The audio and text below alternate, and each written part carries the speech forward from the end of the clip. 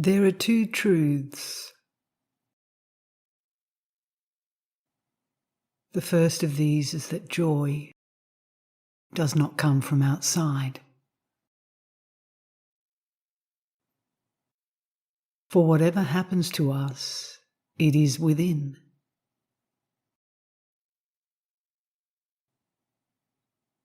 The second truth is that light does not come to us from without.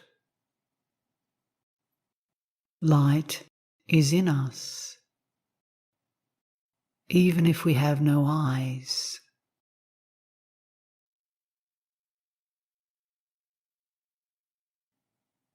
Without my eyes, light was much more stable than it had been with them.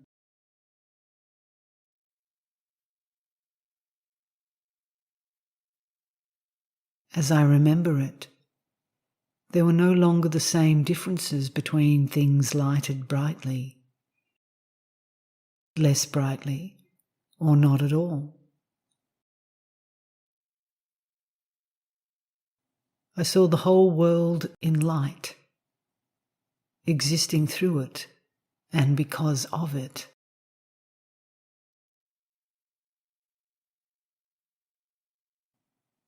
Inside me, every sound, every scent, and every shape was forever changing into light.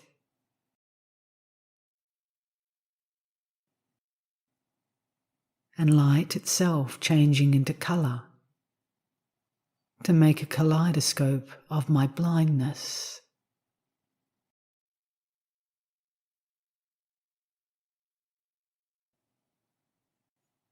A light so continuous and so intense was so far beyond my comprehension that sometimes I doubted it.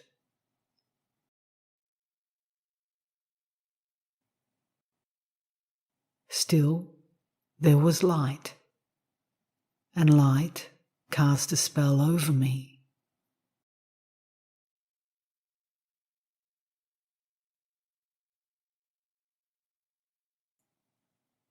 Colours, all the colours of the rainbow, also survived. For me, the child who loved to draw and paint, colours made a celebration so unexpected that I spent hours playing with them, and all the more easily now they were more docile than they used to be.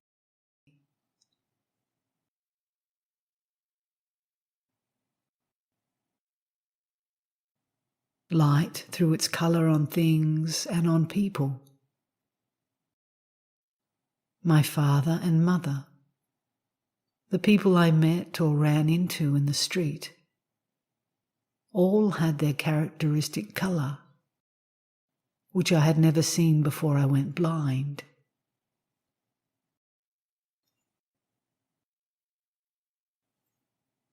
Yet now this special attribute impressed itself on me as part of them, as definitely as any impression created by a face.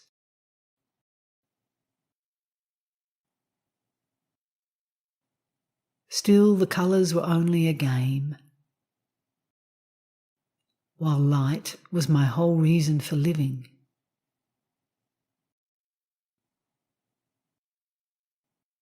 I let it rise in me like water in a well, and I rejoiced.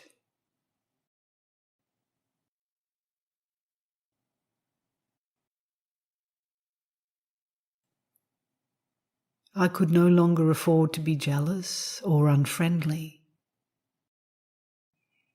because as soon as I was, a bandage came down over my eyes, and I was bound hand and foot and cast aside. All at once a black hole opened, and I was helpless inside it.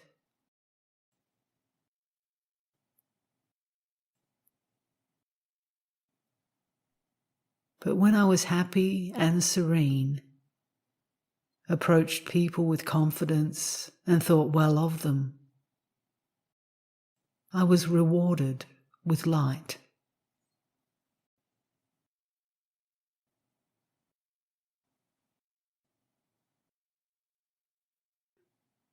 Before I was 10 years old, I knew with absolute certainty that everything in the world was a sign of something else, ready to take its place if it should fall by the way.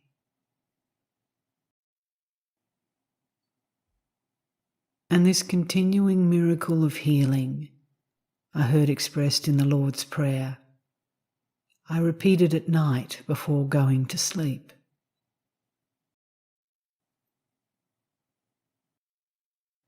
I was not afraid.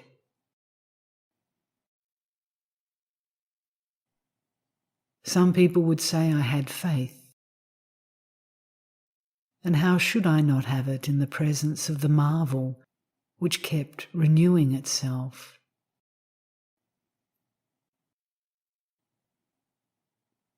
I felt sure that nothing was unfriendly, that the branches I used to swing on would hold firm, and that the paths, no matter how winding, would take me to a place where I would not be afraid.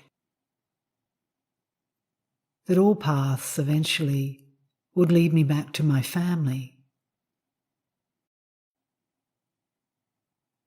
You might say that I had no story, except the most important of all, the story of life.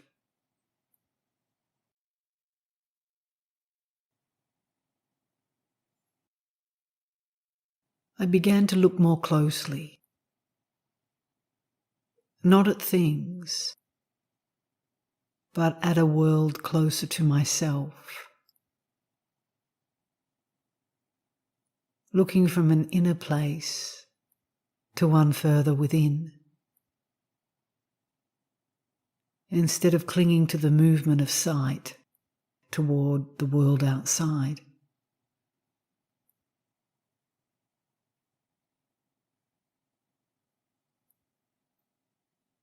Immediately the substance of the universe drew together, redefined and peopled itself anew.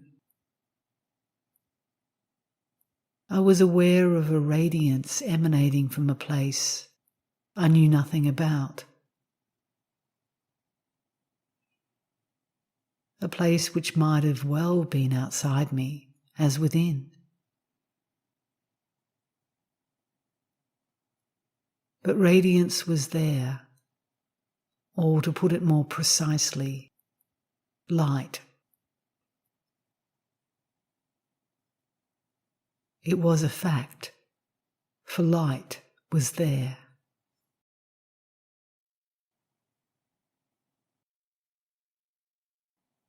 I felt indescribable relief, and happiness so great it almost made me laugh. Confidence and gratitude came as if a prayer had been answered. I found light and joy at the same moment. And I can say without hesitation that from that time on, light and joy have never been separated in my experience. I have them or lost them altogether.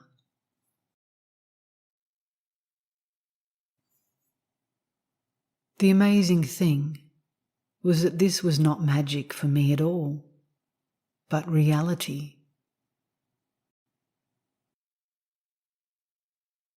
I could no more have denied it than people with eyes can deny that they see.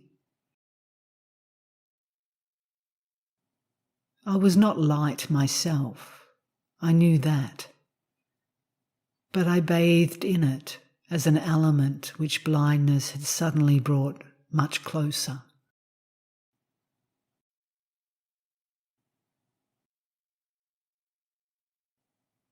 I could feel light rising, spreading, resting on objects, giving them form, then leaving them. Withdrawing or diminishing is what I mean, for the opposite of light was never present. Sighted people always talk about the night of blindness, and that seems to them quite natural. But there is no such night, for at every waking hour, and even in my dreams, I lived in a stream of light.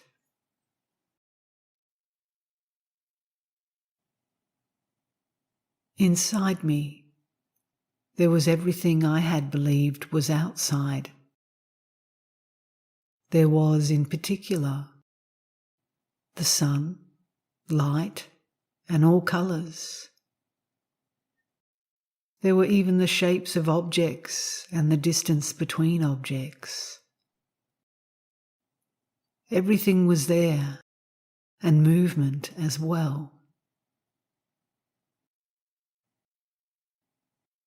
Light is an element that we carry inside us, and which can grow there with as much abundance, variety, and intensity as it can outside of us. I could light myself. That is, I could create a light inside of me so alive, so large, and so near that my eyes, my physical eyes, or what remained of them, vibrated almost to the point of hurting. God is there under a form that has the good luck to be neither religious, nor intellectual, nor sentimental, but quite simply alive.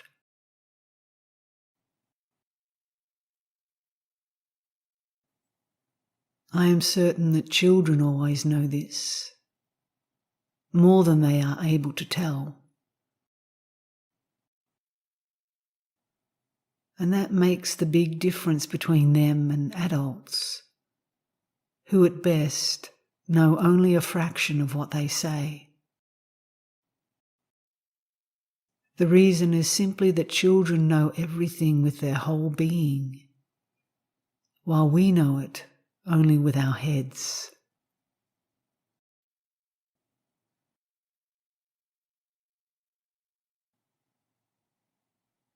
Unhappiness comes to each of us because we think ourselves at the centre of the world, because we have the miserable conviction that we alone suffer to the point of unbearable intensity. Unhappiness is always to feel oneself imprisoned in one's own skin, in one's own brain.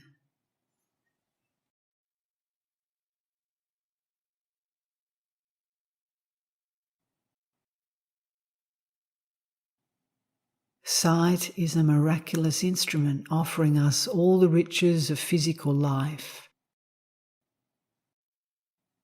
But we get nothing in this world without paying for it.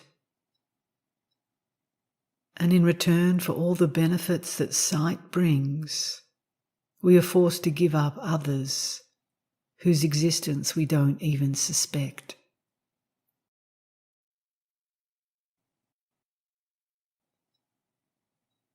These were the gifts I received in such abundance.